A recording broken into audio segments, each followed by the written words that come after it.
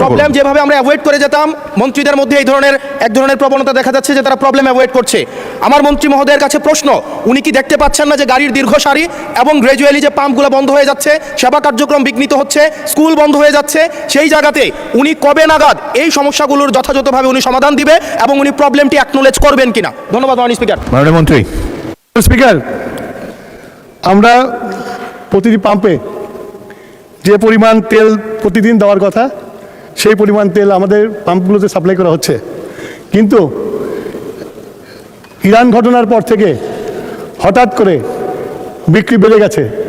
বিক্রি বাড়া যাওয়ার ফলে যে পেট্রোল পাম্পে যে পরিমাণ তেল দিতাম একদিন দেড় দিন লাগতো বিক্রি করতে, এখন 2 ঘন্টায় শেষ হয়ে যায়। সেই জন্য আপনার মানুষের যে প্যানিক বাইংটা শুরু হয়েছে, লাইন দেখা যায় কিন্তু পেট্রোল সাপ্লাই হয় না, এটা ঠিক না। পেট্রোল প্রতিদিন সাপ্লাই করা হয়।